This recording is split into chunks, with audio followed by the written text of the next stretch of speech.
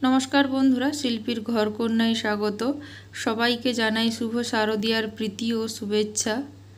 যেহেতু আজকে পঞ্চমী থেকে আমাদের পুজো স্টার্ট, তাই মিষ্টি মুখ না করলে কেমন হয় বলুন। তাই আপনাদের কাছে একটি মিষ্টি রেসিপি নিয়ে চলে এসেছি। আজকে আমি রসগোল্লা বানাবো। কিভাবে বানাবো দেখে নিন। এখানে আমি কড়াই বসিয়ে দিয়েছি। কড়াইয়ের মধ্যে অল্প পরিমাণ জল দিয়ে দেব এবং এখানে আমি 1 litre Amul gold full cream দুধ নিয়েছি।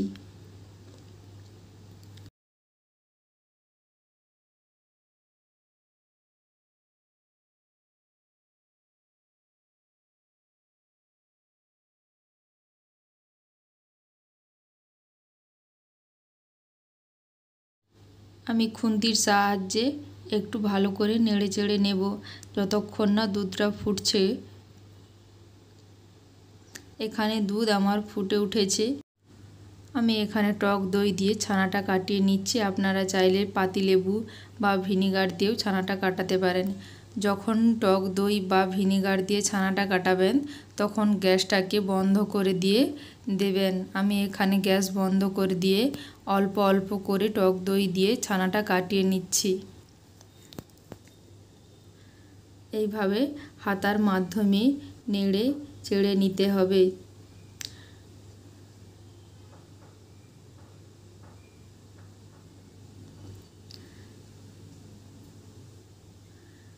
টক দই দিয়ে ছানাটা কাটালে ছানাটা খুব সুন্দর নরম হয়, শক্ত হয়ে যায় না। দেখুন আমার ছানাটা কেটে গিয়েছে।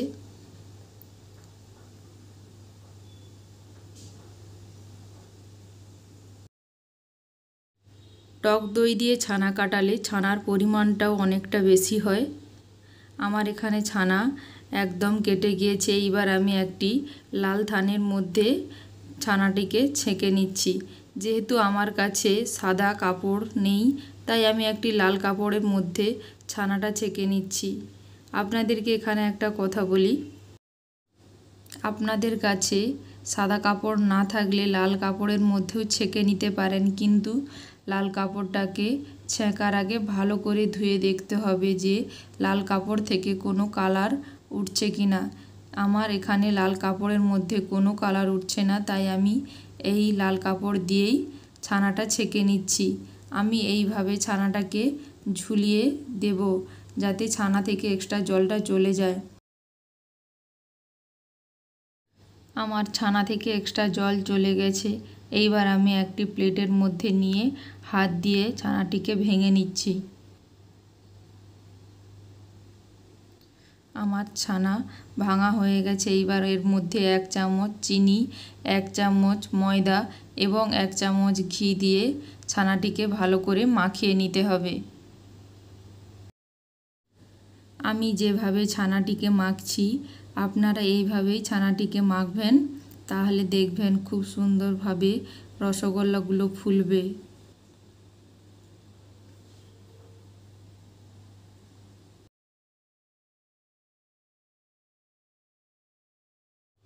আমার এখানে ছানাটা একদম মেখে নেওয়া হয়ে গেছে।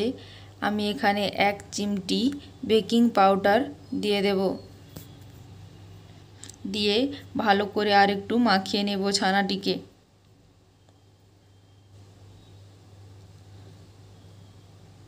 আমার ছানার ডো একদম রেডি। এইবার আমি গোল গোল করে শেপ দিয়ে দেব। এখানে আপনাদেরকে একটা কথা বলি, যখন ছানার বলগুলো যখন বানাবেন সবগুলো একসঙ্গেই বানাবেন এবং একসঙ্গেই চিনির শিরার মধ্যে দেবেন। এখানে আমি কড়াইয়ের মধ্যে 1 কাপ চিনি নিয়েছি এবং ওই কাপেরই 4 কাপ জল দিয়ে দেব এবং 2টো থেতো করে এলাচ দিয়ে দেব।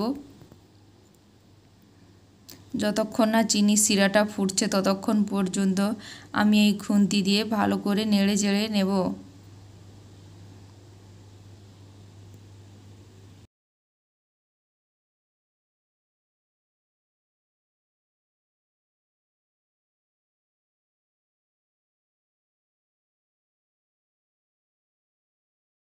চিনির শিরার জলটা টকবক করে ফুটছে।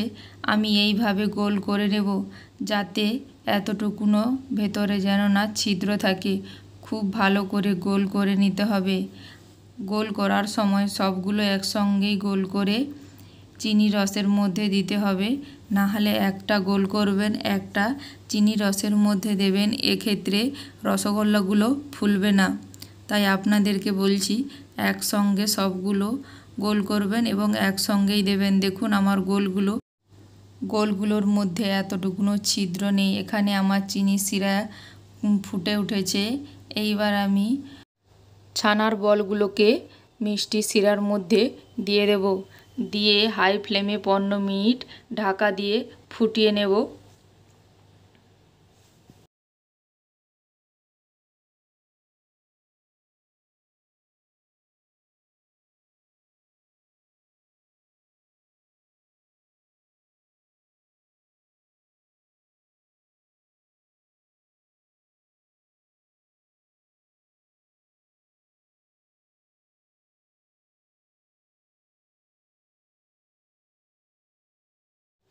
এখানে আমার 15 মিনিট হয়ে গেছে।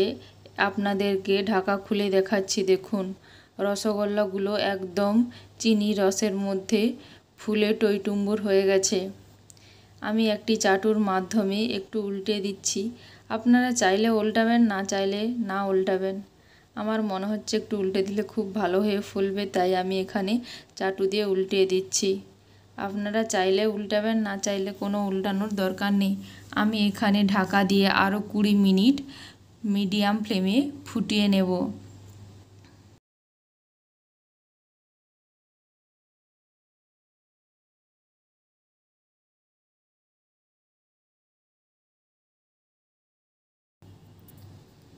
এখানে আমার 20 মিনিট হয়ে গেছে। দেখুন রসগোল্লাগুলো কত সুন্দরভাবে ফুলে গিয়েছে চিনির শিরার মধ্যে। আমার রসগোল্লা একদম রেডি। এইবার আমি আপনাদেরকে একটা চামচে তুলে দেখাচ্ছি। দেখুন কতটা সুন্দর হয়েছে।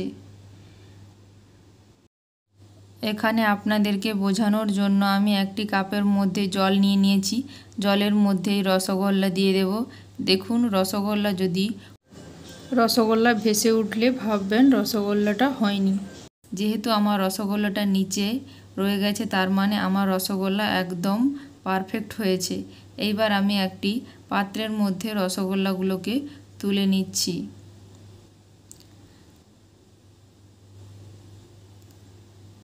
আমার এই রসগোল্লা রেসিপি আপনাদের ভালো লেগে থাকলে আপনারা একবার বাড়িতে বানাবেন। আপনাদেরকে দেখানোর জন্য আমি একটি প্লেটে তুলে কেটে দেখাচ্ছি। দেখুন কতটা স্পঞ্জি হয়েছে। আমার এই রেসিপিটি ভালো লেগে থাকলে প্লিজ আমার চ্যানেলটিকে সাবস্ক্রাইব করে দেবেন এবং পাশে থাকা বেল আইকনটি প্রেস করে দেবেন এবং আমাকে কমেন্ট করে জানাবেন আমার এই রসগোল্লা রেসিপিটি কেমন লাগলো। সবাই ভালো থাকবেন, সুস্থ থাকবেন। দেখা হবে আরও একটি নতুন রেসিপি নিয়ে। আজ তবে আসি।